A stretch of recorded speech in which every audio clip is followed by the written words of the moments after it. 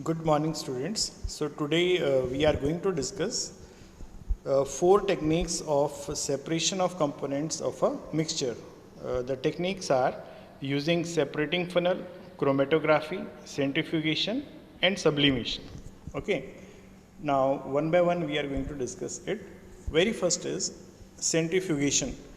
Now this machine which you are able to see, this machine is called centrifuging machine. Okay. Now this is used for the centrifugation process. Okay. Now what is the basic principle of centrifugation process?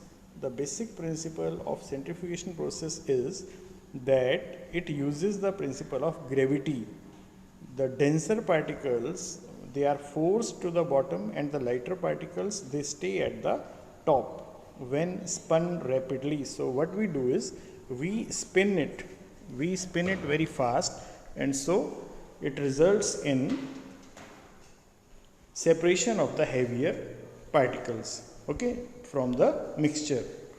Now one activity we can perform for this, we can take some full cream milk in a test tube, then the centrifugation process can be done, and by this we can see the separation of cream from milk if we have taken milk as the sample. Okay, so this is the centrifugation process. Okay, now where it is used?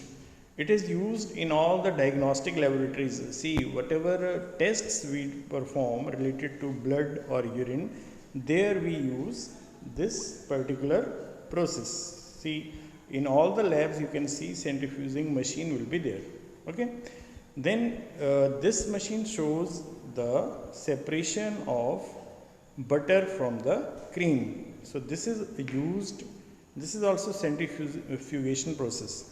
Okay, so here this is second use of this.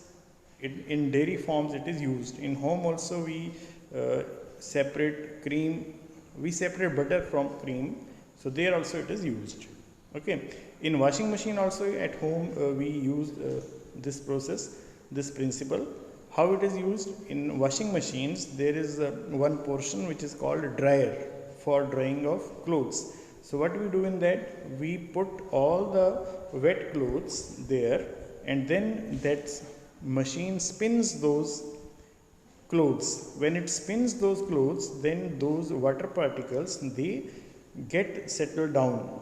Okay, they remove itself from the cloth, so that water goes out of the clothes, so they become more drier.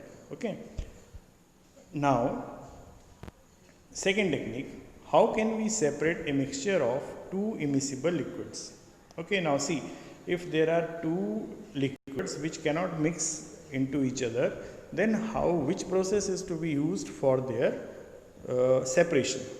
Okay, so here we use separating funnel. Okay, now let us take one example, that we have a mixture of kerosene oil and water. Okay, now what we are going to do is we will pour the mixture of kerosene oil and water in separating funnel, and we will keep it as it is for some time. Then what will happen? Separate layers will be formed. That particular component which is heavier, that will form lower layer, and the component which is lighter, that will form upper layer. Okay, now once the layers are formed, then we can open the stopcock of the separating funnel, and we can take out each layer separately in different beakers. So in this way we can use this particular technique. How it is, you can see here, this is the apparatus of separating funnel, this is apparatus, this is called separating funnel. Now when we have put the mixture of these two, kerosene oil and water, in this, then what happened? Water was heavier, so it formed lower layer. Kerosene oil was lighter, so it formed upper layer. Okay, and this is stopcock. Stopcock is just that portion with the help of which we can take out. It keeps the layers as it is. It does not allow the liquid to move until it is opened. Okay, so we will open this stopcock and then this layer will be taken out in a beaker, and once this layer reaches here, then we will we will close the stopcock, and then this layer will be taken in another beaker. Okay, so this way we can use it.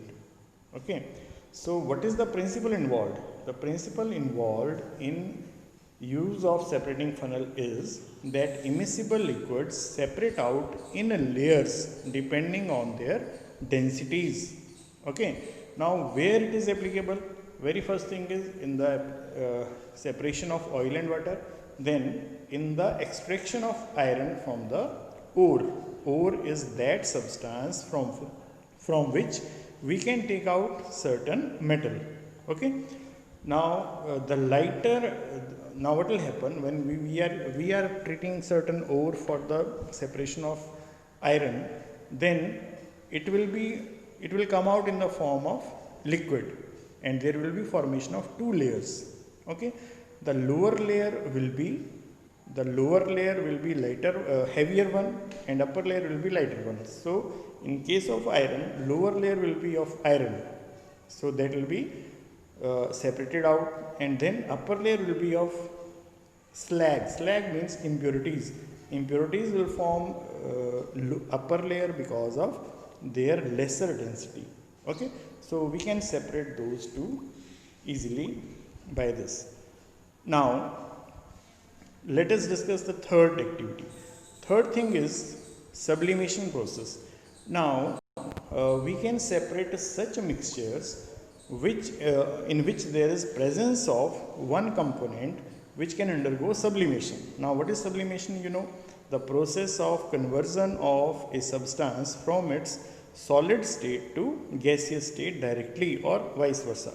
So here what we do, we have to remember which components are sublimable. So we have one component as camphor, another component as ammonium chloride, another component as naphthalene, and one more component as anthracene. So these four compounds, as far as 9th class is concerned, you have to remember that these four components or compounds have the ability to sublimate.